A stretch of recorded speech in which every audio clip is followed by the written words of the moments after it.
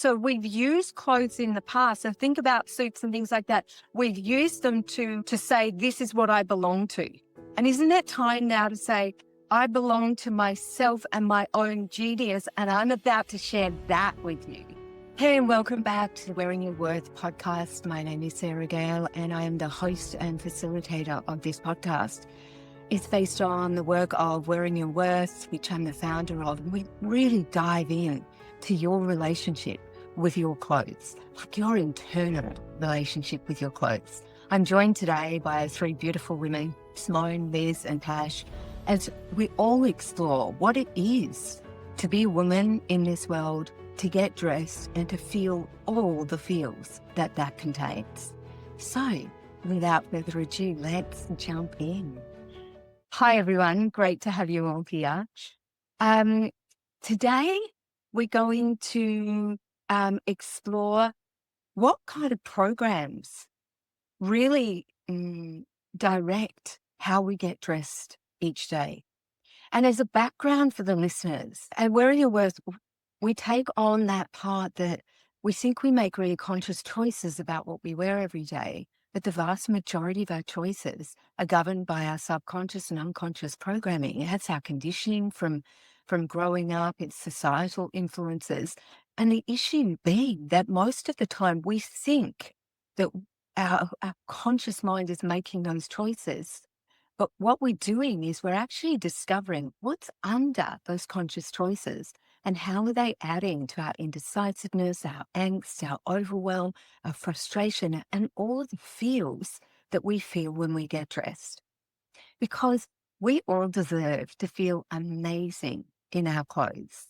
And yes, because that's just a delicious feeling, but even more so than that, when we do that, the energy that we take out into the world is really different to the one where we're governed by our egoic programming, which tends to keep us small and tends to keep us feeling like we've got a glass ceiling or we're stuck somewhere in our lives.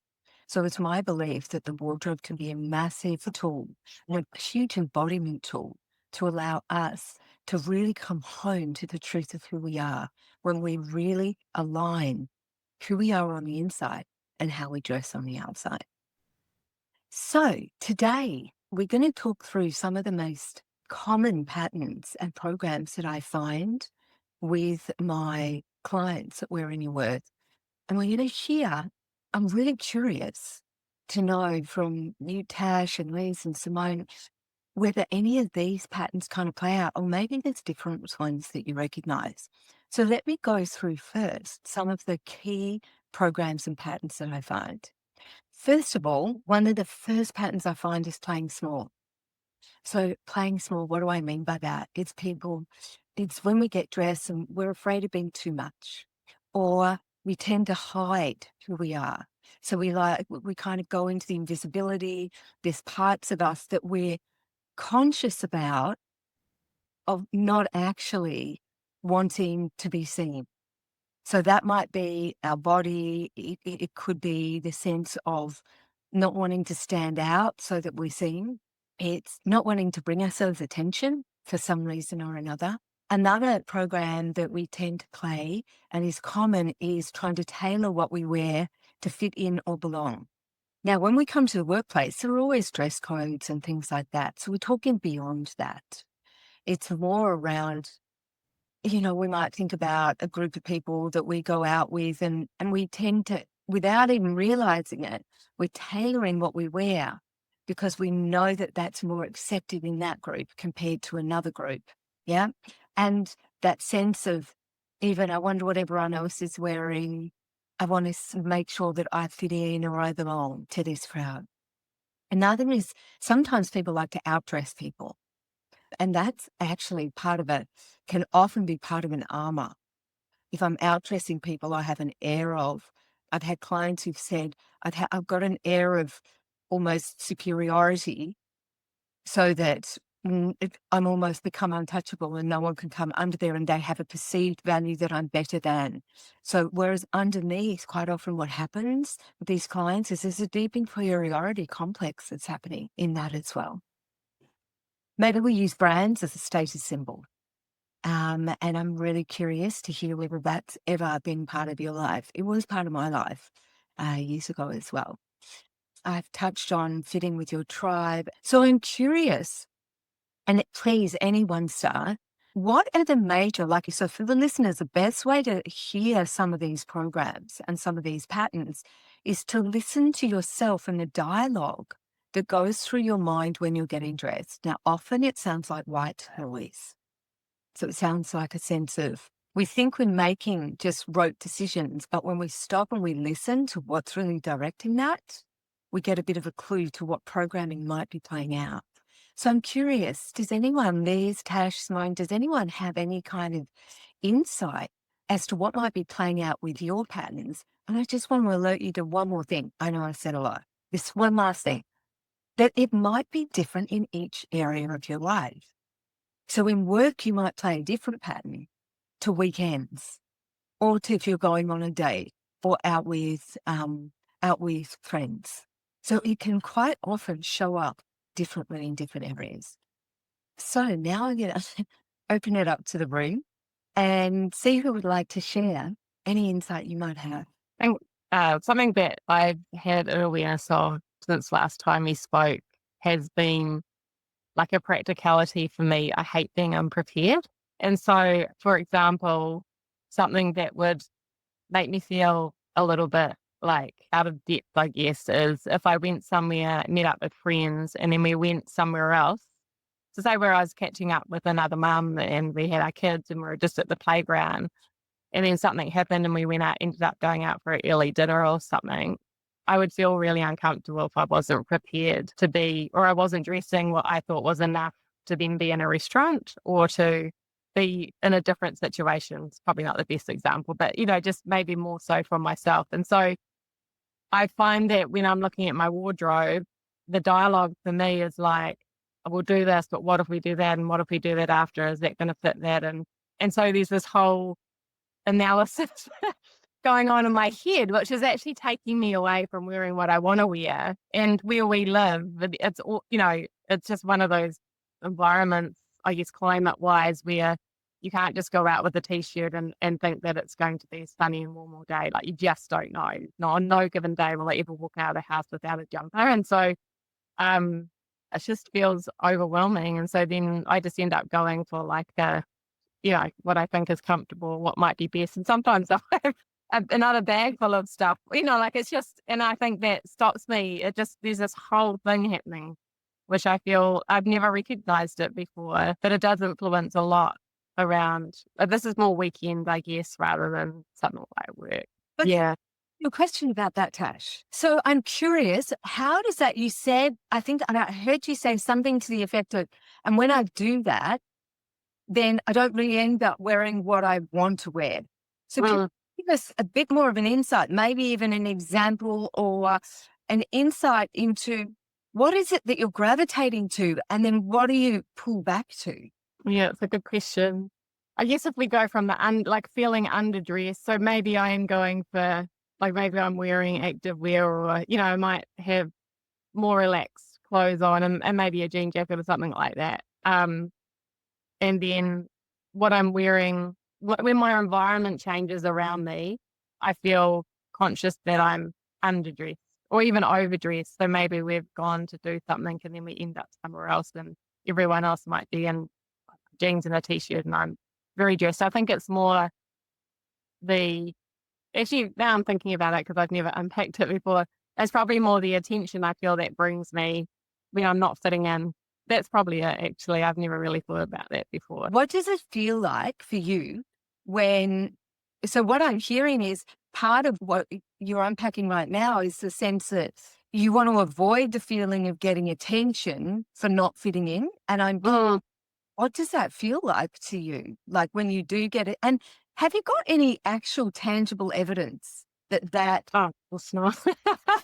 No, and it's interesting because I love wearing things that are different. So I would be more than comfortable wearing a bright yellow or mustard dress when everyone else is black. Like, that wouldn't bother me. And so this is what's interesting to me when I look at this is that it's more not so much around what I'm wearing is the occasion fitting, I don't know. It's a straight, to me, it seems like like it shouldn't matter given I don't mind standing out with other clothes. And I think it just comes down to not, maybe it's an underlying more of a like a psychology thing around the feeling comfortable in the situation and being prepared, right? Rather that actually is influencing what I'm wearing, which I've never kind of made that connection before. Mm. Um, and it shouldn't matter, and I'm sure it doesn't matter. I'm sure there's no one near going, "Oh, she's so underdressed," or "She's so overdressed," or and it was the same thing recently. I feel like I've spoken about it on the podcast before or recently to someone, but the black tie event, I think I spoke of it here where I felt like, yeah, so like I was gonna be the most least prepared and so underdressed, and I had so many comments on it, and so it's more just a thing that's in my head. Like, I know it's not true. Like, practically part of me knows it's not true, but it's hard for me to kind of articulate. It's just this dialogue, which is just exhausting rather than, and then I just end up picking something that's kind of an in between, which may not necessarily be what I want to wear for the moment that I'm actually going to, if that makes sense. It Because does. I'm trying to be safe in that aspect, not in the colours or the vibrancy or the what I'm wearing, but the practicality of what I'm wearing for the occasion. Yeah, so what I'm hearing is I'm going to use two really loose terms, and I'm going to use it as our feminine and our masculine. And our feminine, which is more in touch with our intuition, our creativity, and our masculine, which is more logical and rational. And it sounds like you start off in your feminine, what do I want to wear? And I've heard you say, I don't mind being in a yellow dress, everyone else is in a black dress. Like, I actually enjoy the uniqueness. So it sounds like that part starts.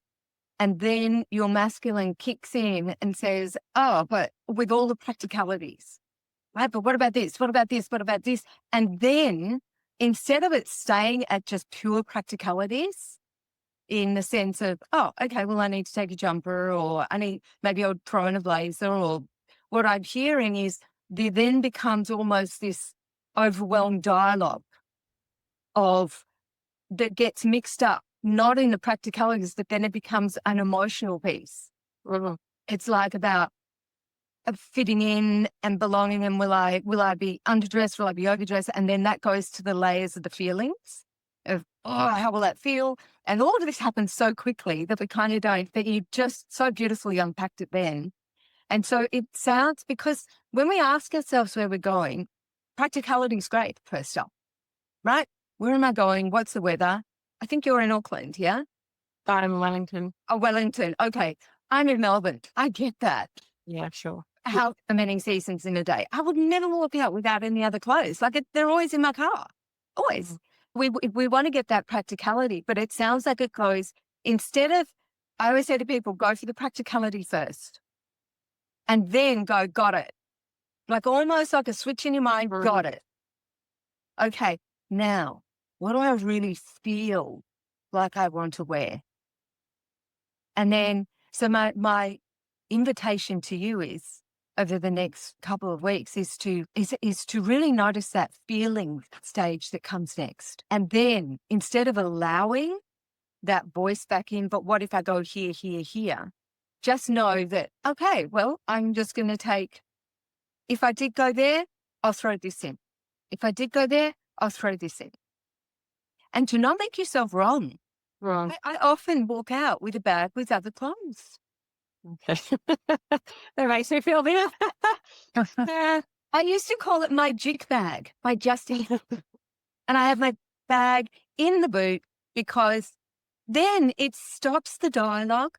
It stops all of that. And it's a bit like when we go on holidays. I don't know about anyone else, but I used to feel this really, oh, I've packed too much.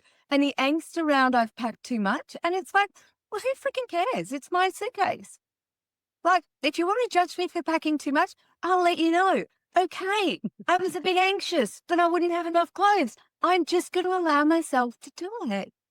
You know, instead of having to be this perfect creature, I'm so far from perfect, it's not funny. For sure. But it's like allowing ourselves what's going to simmer those voices that stop you showing up in your fullness at that time. And it's because it sounds like then you go into, I think you said a word, kind of like this mediocre dressing.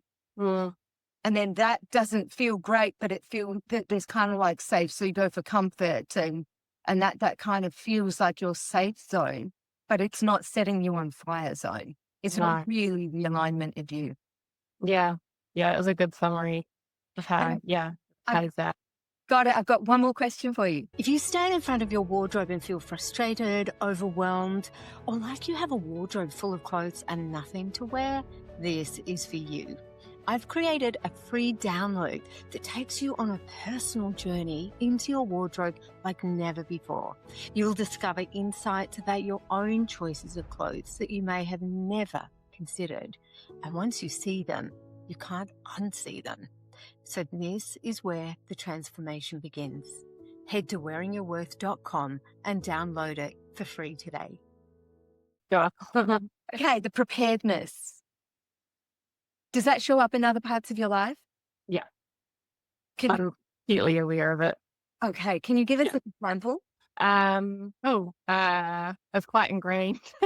What is- I don't know if I can separate it. So the preparedness for me, I know what it is. So what it is a very dysfunctional childhood.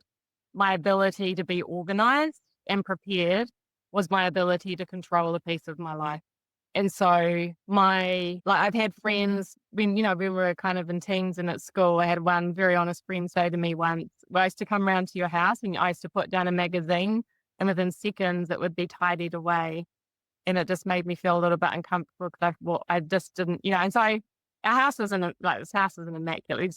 I want it lived in, I want it comfortable. And so I've eased off on it because I've recognized where that's coming from now.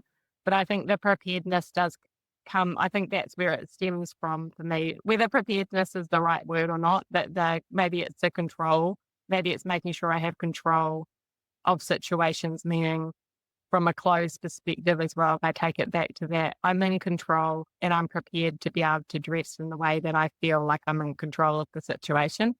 And so that organization and that preparedness and being prepared, like I love everything in order so that, like if someone was coming over, I'd like all things done. I'm very hard to sit down because I'm always, if I have to do this, this, and this, and this, and then I allow myself to sit or then I'll allow myself to relax. But that I don't know, I know I don't need to do those things. But to me, it's like, it's become a comfort of my ability to control a piece of my life because my life is so crazy.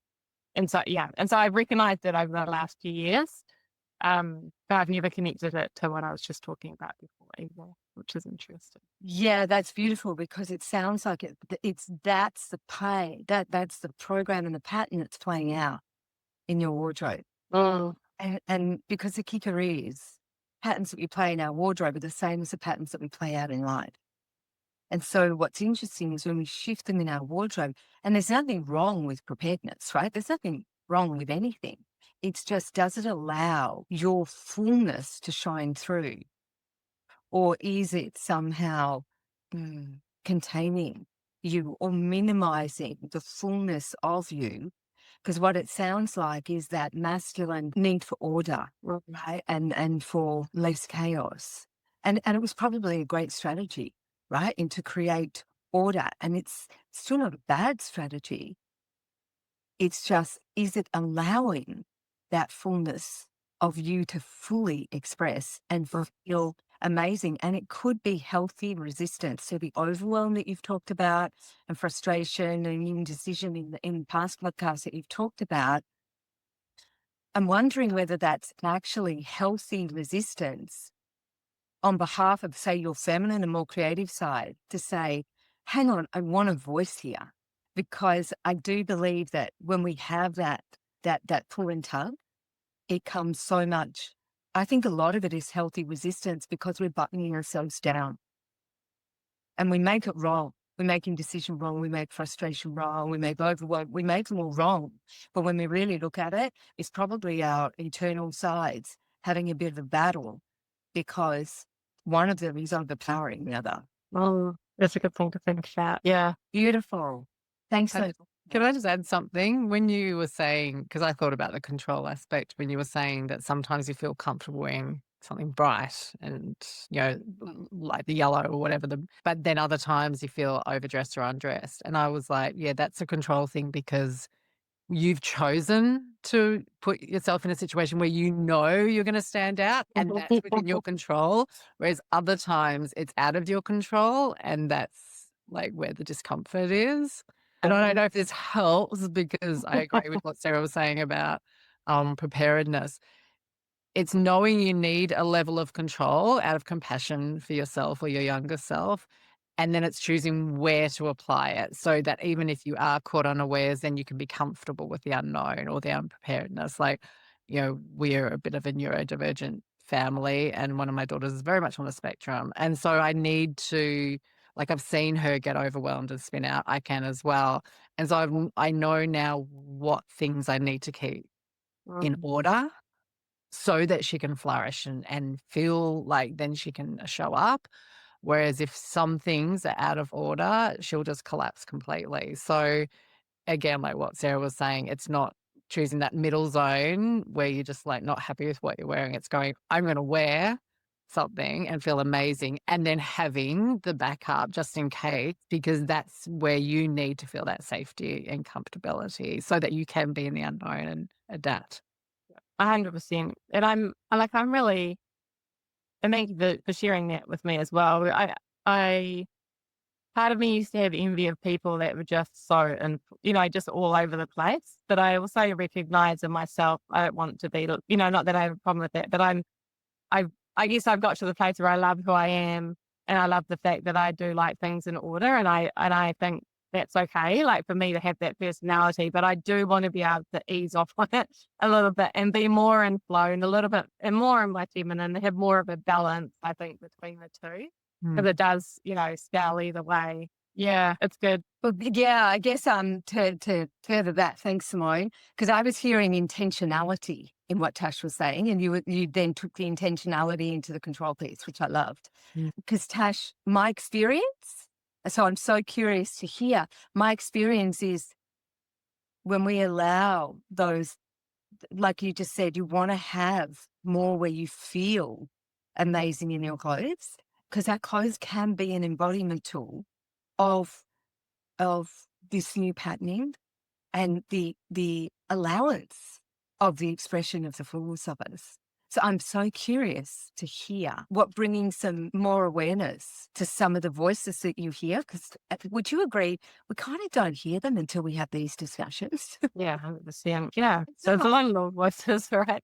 Like, and other parts, it's so interesting, this whole wardrobe connection with this, because in other areas of my life, I'm quite acutely aware of that little voice. And I was telling someone the other day, like I've had a bit of a knee injury, and I found myself yesterday going, when it hurt, I was like, thank you for what you're doing. Like, thank you, knee, for everything you're doing for me. And normally I'd be like, oh, this is so annoying, and so, but I've never made that.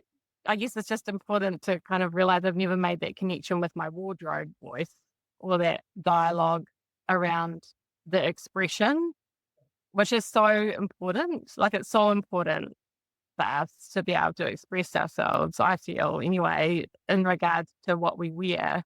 And it can be so individual. And so, yeah, I think just having that awareness of that and being able to, like, I like the aspect of knowing it's okay to be prepared, but not allowing that to kind of dictate.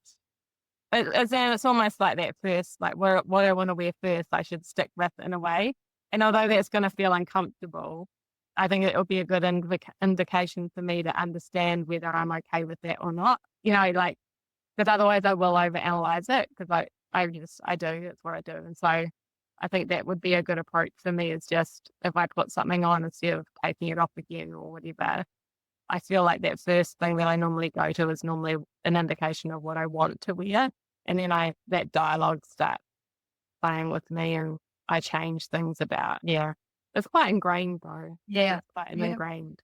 It'll be interesting just with that next level of awareness that you've just unpacked this morning, to see how that plays out now that it's come up into that more conscious recognition, and how it feels.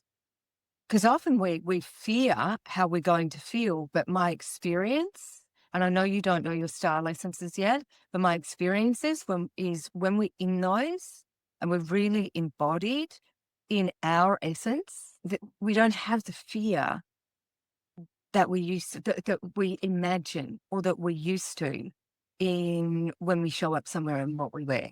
That's been my experience with me, with my clients, and it's just fascinating.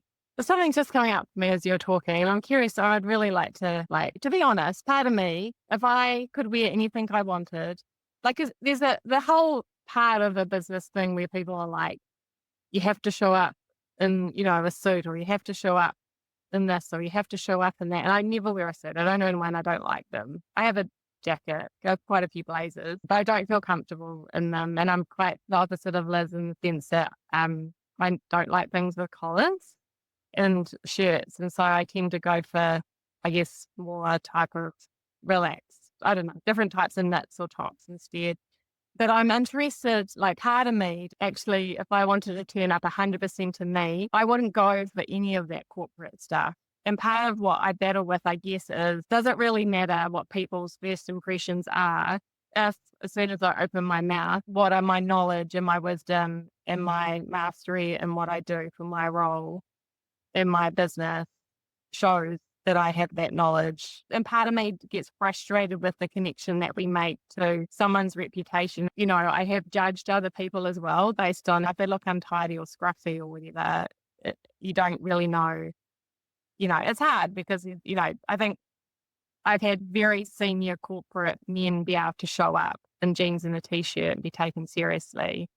But if a female showed up in the jeans and a t-shirt, it's a completely different ballgame. And that frustrates me. And I know that's a whole paradigm that slowly needs to be broken away in general. But yeah, just amazing, really. You brought up some really interesting things, and you brought up a couple of questions in those, which I'll go to address. Is you talked about suits, and that suits aren't your thing, right? And my guess is your essences aren't aligned with the suits that you've been looking at, or suits in general, right? As you said to Liz, collars and things like that, traditional. So they're more masculine shapes. My guess is, and when you talked about flow, and if we have a look at what you've worn, there's always like there's a very feminine flow within your essence, right? So I'm curious to find your essences, because my guess is this would be the answer. The reason we go to suits is because men always wore suits to work. Right. So then when women joined, it's like, well, we'll join them in these suits. But what happens a lot of the time is that in those kind of environments, women then they go to match the environment rather than match themselves. Now you can match yourself and still be appropriate for the environment in a business context. Right? You can still do that, but you need to know your essences so you don't lose yourself in the code of the business environment. Because you know what it's like, as soon as you do, you just said, if I showed up in something different to a suit, then as soon as I open my mouth, wouldn't I gain the respect and the trust? My experience is when you're in your essences, you shine. Like, so you're so in your present fullness and authenticity. And that's actually what that's what they feel. Right. So we've used clothes in the past. So think about suits and things like that. We've used them to say, this is what I belong to. And isn't it time now to say, I belong to myself and my own genius, and I'm about to share that with you. Yeah, 100%. I love that. Yeah, there's your man in the jeans and the t-shirt. Now, some people, I saw a client a few weeks ago, and she's in a corporate environment. She loves suits. And she's got them in very feminine ways, and she's got lots of floaty tops, but she just, like, they're part of her essences. So she's got a very strong, was it elegant? I can't remember. Refined. It might have even been refined into suits really sat with that. Yeah. And so it depends. It's really about really aligning with your essences. And you can do that through weekend, through workwear. You can do that through formal, through date night wear, whatever. Your essences still get the voice in anything. but it's about bringing you into that. So no, you don't have to wear suits. You got another way to do that that really like doesn't set you apart from others. It sets you in alignment with yourself. Yeah. Yeah, I do like that. I guess there's always a part of me that wonders whether I'm just making it a little bit harder for myself. It just as a, I understand that. Yeah. That's also the healthy resistance to yourself knowing when you're truly in embodiment with the alignment of who you are, you have accessibility to your genius more so than when you've decided that you have to mm, disconnect from part of you to fit somewhere else. So I think you're on the money. I think it's a healthy resistance because you know you. And it's just, you just haven't found a way to embody that in a way that feels so honoring to you and where you are and where you're going at the time. Yeah. Beautiful. Thanks. Thanks. Okay. Lisa, Simone, want to share with us anything that you've got? They were great insights, Tash. Thank you so much on programs, patterns. What about you guys? You two? Anything? I just stopped myself from saying you guys because I read to boys. And so I think in my language, so, hey guys, blah, blah, blah. And I think it's still in there. So anyway, Simone or Liz?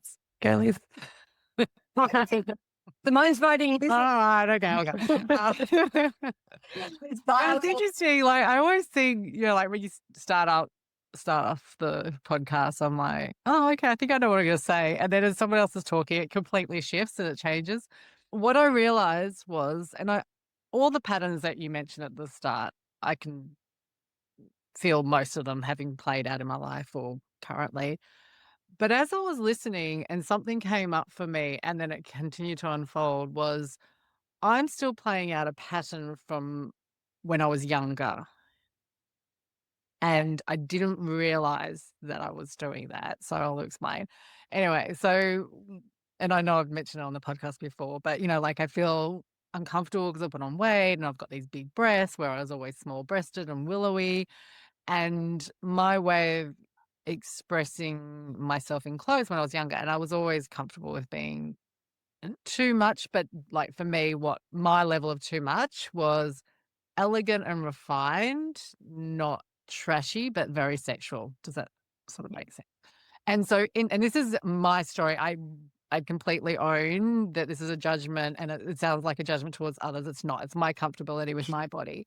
So when I was younger, I would show off my legs a lot. Like I'd wear short skirts or things that really showed off. But I always liked to be elegant, and I would never show cleavage ever. So I'd be more sort of very simple and plain in the way I dress, but really show off my legs.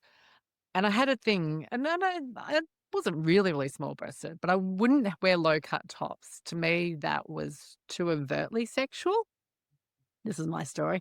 So I'm realizing now that since I put on weight and I've got these bigger breasts that I have not known what to do with them, it just sort of clicked in today that I was like, I want to show them. That sounds really weird. All of a sudden, it's like, and I think the problem with not feeling comfortable in my clothes is because I'm still wearing things like this, and then it looks really matronly because it's just like really like flat and big on top. And I'm not wearing the shorter skirts. And because I'm older, I also have a bit of a thing where I realize now, there's this concept, whether it's real or not, in society that it's okay to be sexual and exude sexual essence when you're young and fertile and, you've got a nubile body. But there's something about older women being sexual that, anyway, there's stuff around that. And I'll own my own things about that. So, yeah, I was like, I need to change the way I've dressed. But I haven't been able to because my block was my old pattern of I don't show cleavage. But then because my body's changed so much, my old way of dressing doesn't suit me, which I knew. I was like, I can't wear the same clothes anymore, but I'm not dressing for this shape. And it was because of that block, like, so, and I'm not saying, like I want to have breasts hanging out. It's not about that. I'm just not used to wearing low cut tops or things that would give my body now more of a definition that it needs because I'm very block. and I need to change the way it looks, which is probably more like a stylist thing as well. Does any of that make sense? I don't know if that makes sense because I'm still unpacking it. Yeah, so what I'm hearing from you is that when you were younger, there was this, like, you enjoyed being able to, there was part of you that knew that you were dressing like in this too much category, but it was elegance and it had a sexuality to it too. It had a sensuality to it, and you showed that through your legs a lot of the time, so short skirts and things like that. Now, as you've grown older, and you had smaller breasts then, Yes. so you didn't show your cleavage, like, and you made that out to be too sexual. Yeah, that was my too much. Yes, yes, Not got say it. for anyone else. It's mine, and then I've been stuck there now, I see. Yeah, whereas now you feel inclined, like this one inside you that says, I want to celebrate. I've gone bigger breasted. I put on some weight. Bodies change as we go into, menopause and postmenopause and all of that. And I'm hearing, there's this sense of you wanting to gravitate towards that, but you're still wearing things that are kind of hiding Mhm. chest and your cleavage, and they're looser and they're not so it's almost like what I'm hearing from you is what's missing is that celebration of your feminine form. And you, In this form now, in yes. this form, Yeah. now is still celebrating the feminine form. And I would go back, like I said to Tash, I think this is a healthy resistance, like totally healthy resistance, because, and I was curious, gosh, I get it. You said something about of what's too sexualized, like whether that is in, oh no, the older women, the society says older women shouldn't show their sexiness of some sort. And my question to you is, how do you really feel about that as Simone? Like, what's present for Simone around that? Oh, I'm gonna get emotional there. I came from a really religious upbringing, so there was a lot of, having to dress modestly and appropriately, which I always pushed the envelope with that anyway. But then when I left the religion, there was sort of like some promiscuity, there was multiple relationships, I always then felt like I got to a point in my later life in the last few years where I was like, felt some shame around how messy my sexuality had made my life. I mean, and I'm talking about, I explored polyamory, and I'm not making any of that wrong. I'm just saying I started to see the fallout of some of the things that I did, even if it was just the breakup of relationships and how that affected my children. And it's not an uncommon story. So I think there was a part of me that was like, I need to rein in my sexuality because it's causing not just so much heartbreak and issues for me, but also affecting my children. Yeah. So, yeah, I've had quite a few partners, been married a few times. So, yeah, I think it's around that where I was just like, it's not that I don't want to be sexual, but I guess with maturity and a whole different level of self-responsibility, I'm just like now going, how do I be sexual and not put it in a safe container, but also I don't want to be attracting men the same way I used to. And that again is this concept that my sexuality is for men. So I completely understand that. But that was my past experience. And that's what I'm saying. Like I'm really starting to see my old patterns, how they're still playing out. And I've kind of gone somewhat the other way, but I'm still beholden to those patterns that I was playing out when I was younger. That's beautiful. And your insight and your self-reflection is just so gorgeous, and your ownership of your own patterns. I just want to tell you it's just so beautiful to hear. Yeah. Yeah. Wow. It makes so much sense, Simone, what you've just said. And I mean, I don't feel like I need to unpack that because you just unpacked it with us there. Like that sense of it also makes so much sense where there's this tug and pull in the celebration in your body now. Because I wonder whether there's something in you that is still holding on to what a sexy body would look like when you felt that sense of that when you were younger.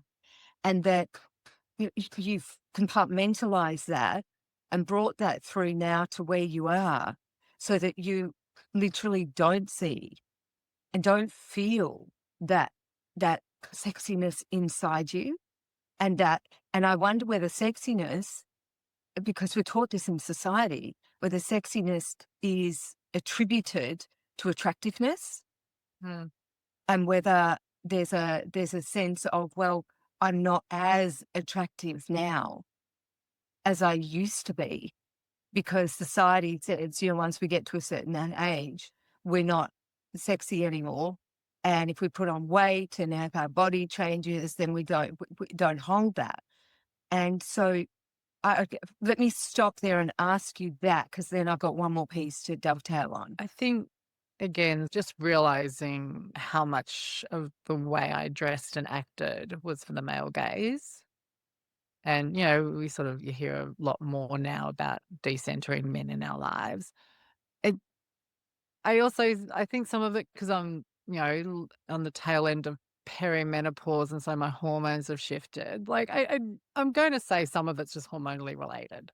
Like, just this, the birds and the bees, you just want to radiate fertility and attract. You like, I just think so much of it's hormonally, because as soon as my hormones started to settle down, I was like, oh my God, I feel so differently towards men, and I'm not saying you can't feel like that when you're younger, but, and I've certainly raised my children differently, but it's been something that I was able to teach my daughters, but harder to embody myself. I think for me, sexuality, and it always has been, I know I exude my most sexuality when I'm just being natural, my wild, natural, free self. I've always been very comfortable being naked. And it's funny because that's the times I'll often attract the most, but I'm not trying. Like, it's not a trying to be sexual. It's not trying. It's just, of course, it's that authenticity. And so I'm just trying to figure out now what that looks like. Like, I don't want to be performative, but I can see that I'm shutting down. I'm in this kind of, I don't know what it looks like. And I think also we don't have a lot of examples of older women being really comfortable in their sexuality in older life. Maybe it's my blinkers, because I'm aware I sometimes say that. And then I think if you have a limited belief, you literally don't see it. So I don't know if that's the consensus. But, often older women, it's about trying to remain youthful or dress youthful. Like, I don't want to be, mud and dresses lamb and all that kind of thing. Like, I don't have to dress in a young way. I just want to dress in a way that feels really comfortably me, who I am now. Ah, I'm so excited. You nailed your essences, to really nail them. Mhm. It's two things you said. You just really want to feel you.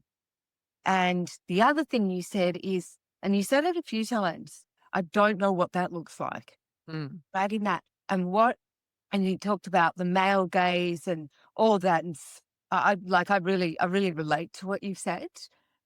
And I can see other nods in here as well. And it's like the shift is, instead of what it looks like, which is where we go early when we're really indoctrinated with the male gaze, it's shifting that when we know our essences to what it feels like. So it's not, and it's interesting because our language is always such a giveaway of where our patterns are as well. And so we're still thinking about what this looks like rather than what this really feels like. And we may say, no, I meant like what it feels like, but it's actually switching that, what do I look like, to how do I feel in this, and how do I feel sexy? And that feeling comes from such a different sense of what it looks like to others. So I always talk about the sexy essence group, that it's most people's most challenging, if they have it, because people only have 3 style essences. There are 6 style essence groups, and some people don't have that essence, which is at the forefront of their top 3, or in their top 3. But it's always bringing it back to, when I see the shift, when they move to what they look like, to what they feel like, and then it's just like they've grounded, they've embodied, and all of a sudden they get to meet that sexy, I call her like the sensual creatrix, that part inside her, which was always creating when she was younger as well. She was just creating the different needs, as you talked about before. Whereas now, as we get older, we may have those needs may be different, or those requirements or those creations may be different. So, oh, that was beautiful. Simone, thank you so much for that insight into I that. think occasionally you do see an older woman who's very in her femininity, like, sexuality. I'm going to say sexuality, but it is rare, and she doesn't have the perfect body. But I also think I wonder if it's also like sometimes I'll see it on like an Instagram or a video or something of women in Spain or Brazil, or older women, who are dancing and their bodies are older. Like, they might be 70 or 80 and, they're, to use more Western word, dumpy, but they're dancing and they're really sexual and they're really sexy. And I'm like, we don't sort of have that culture of sensuality that some of those other cultures do, especially if dancing's a big part of it. And I see it expressed there. I Yeah, think but it's talking, really it's really yeah, strong imagery though when you talk about yourself as a younger person. And I reckon everyone, if they're honest about that, it's that automatic thought. Sexy is useful. It's quite strong imagery when you think about it. It evokes that imagery quite strongly because of everything that we see. And then when you talk about sort of, yeah, I see occasionally some older women portraying that, there's a bit of a discord, isn't it? Because it's not in alignment with this mainstream idea of what sexy is. But that's what's coming up for me. They're quite strong images and association of what sexy is, because it seems to have quite a defined, this is how it should look, as if it's not, then you can't be. So I can see how it can really cut you off from wanting to show like that if you're not fitting into that. But you could say that about every essence or style, couldn't you? Because they're quite defined ways of how we should be. And if one thing is not in alignment of that, then it can't show up like that.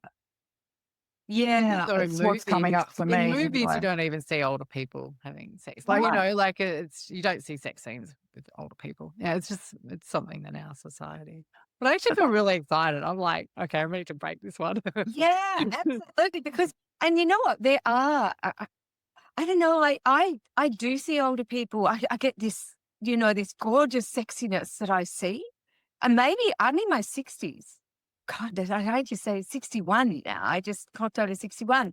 And I was watching last night, As Good as It Gets, I think it is. Jack Nicholson. Oh, yeah. Like, so there are like these movies coming around. But I also think it's worth noting as well that, yes, we are bombarded, as Liz just said. We are so bombarded with what so-called sexy is in this world.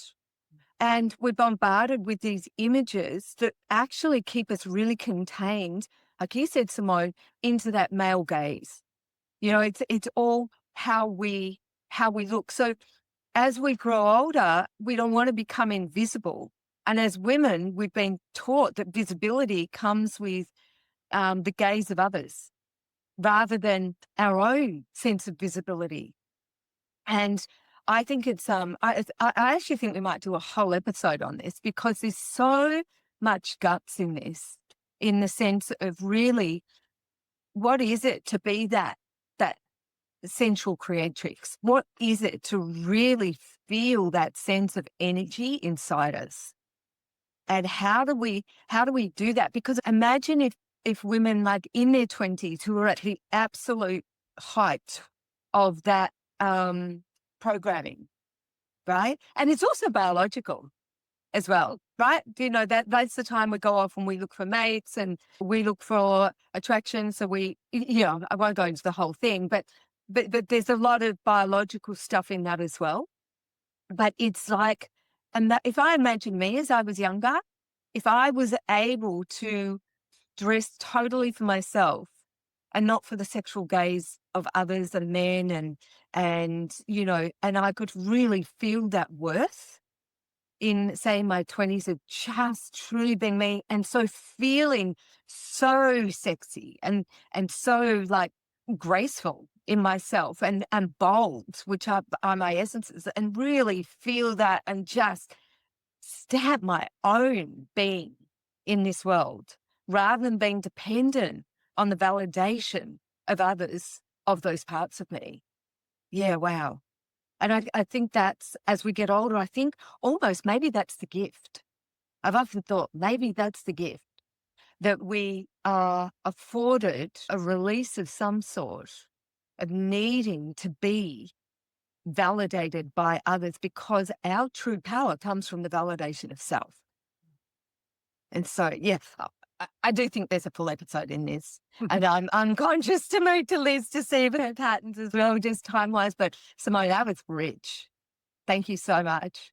So freaking rich. Liz, any, and if you choose not to, that's okay as well. Programs, patterns, what? Oh, I don't know. Just listening to you, Simone and Tash, I don't know. I think what came up, especially now for me, is never exploring my femininity. I came from a similar background, but I never rebelled in that way. I rebelled in other ways, not in the way I looked. So I never. Similar background, just so we can understand what background that is. Oh, sorry. So yeah, I grew up very strict Catholic. So I think, I don't know why I'm sort of leaning into that, but more the fact that it was strict. It wasn't even about so much, there was the religious side, but it was also strict in everything, sort of what I was doing and what I should and shouldn't, how I should behave, how I should be. When I think back to how I dressed, there was nothing. If anything, it was sort of going in that sort of grunge phase and just being very masculine. You know, I was wearing Doc Martens and corduroys in the middle of summer here in Perth, which is like 40 degrees. Like, seriously. And black T-shirt, so you name it. And then sort of, going into my 20s. So, that's really standing out for me, especially listening to Simone and also Tash. And then that just came up, dropped for me, just never explored my feminine self. So then hearing even about sexy, I'm like, what is that? Like, and there's also automatically some shame in that if I even showed up in that way. But I've noticed that I am now wanting some sort of things. I'm wanting now to wear something a bit more, but I don't know how to show up in that.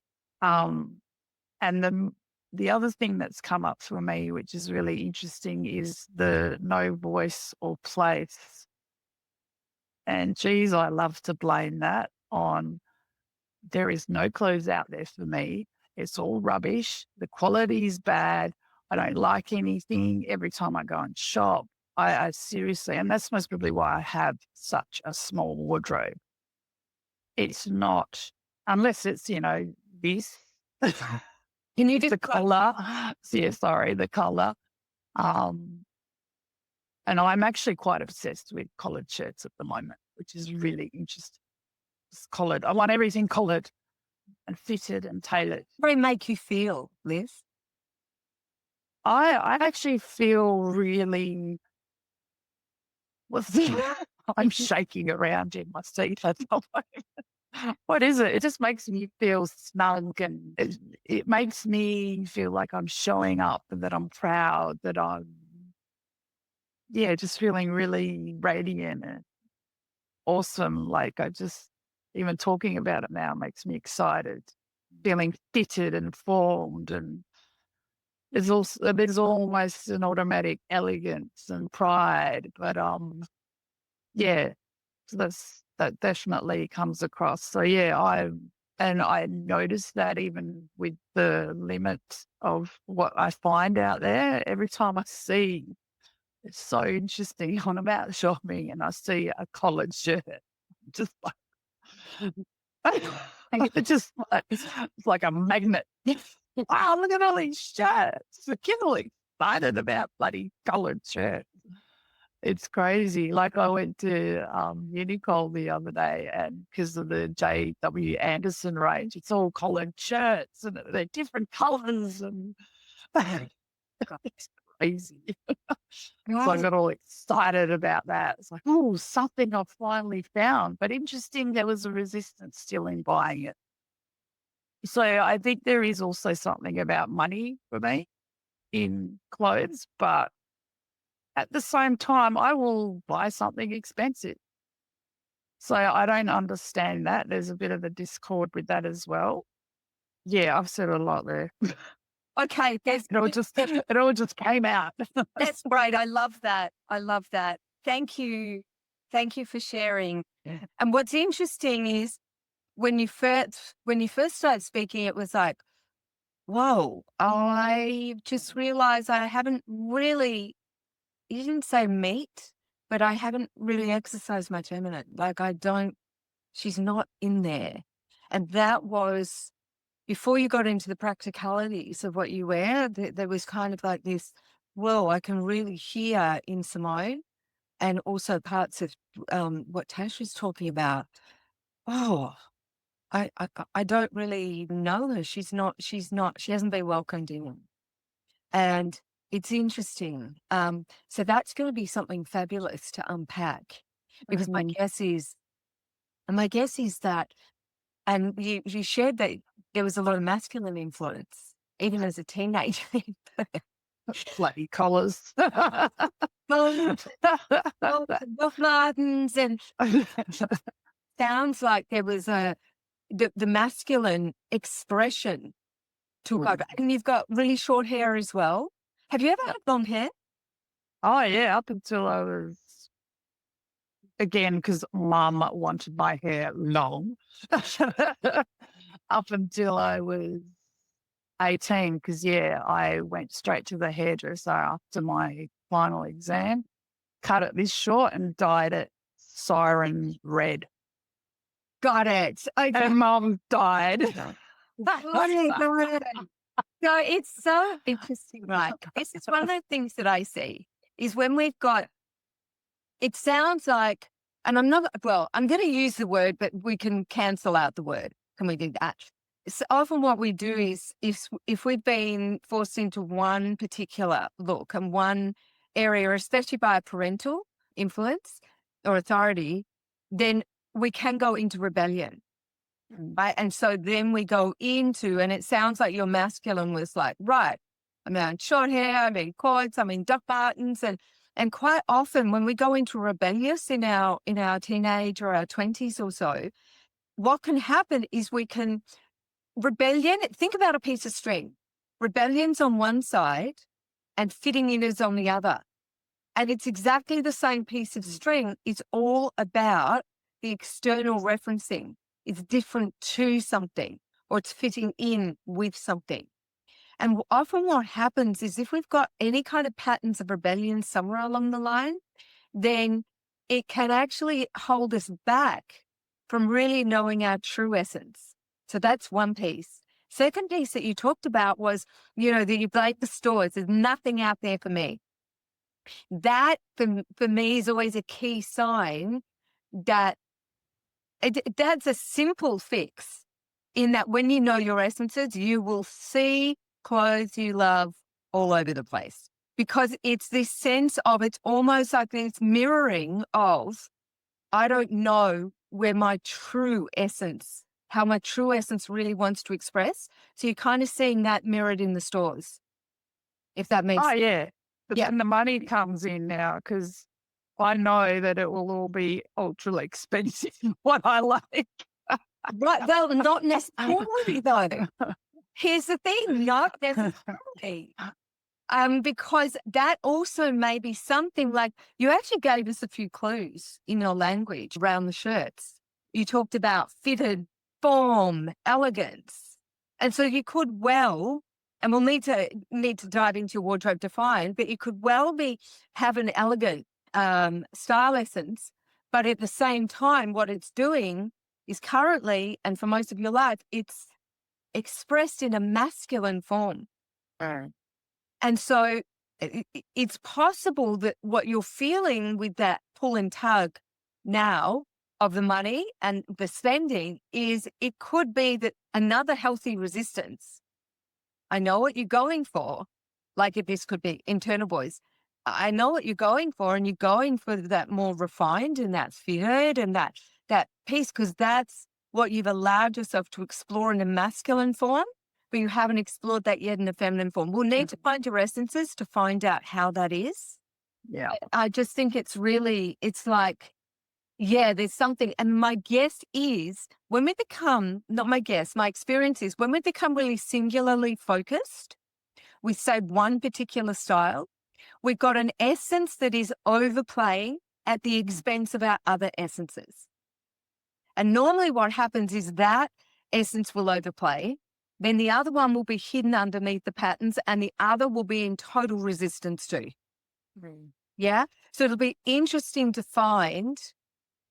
My guess at the moment is that something in the elegant group for you is probably the essence that you know, but it's the expression of that. And then what the other two are is not allowing. Now, I could be wrong, so we'll wait until we do your essences. But my experience and listening to your language and having had many a conversation with you, I think that's probably what's going on. I'm really yes.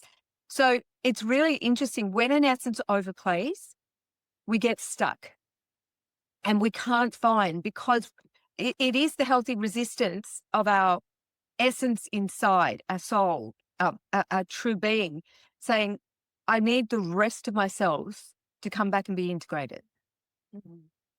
So, yeah, instead of, Yeah, no, definitely. I think the money thing is most probably a reflective of a lot of things. So it's coming through, and it's most probably another excuse around, well, I can't find anything and I can't afford that. Like you said, there's definitely something in your age, but I think that's most probably just money patterns. It's coming into the clothes as well. It's most probably reflected in other stuff as well. So, but no, I really feel that the feminine, you're right. The feminine wants to come out, but I've got no association of it. My mum wasn't really feminine either. She was quite masculine for a woman, if we want to put it in a stereotype. I think mum was more the dad. Dad was more like a mum.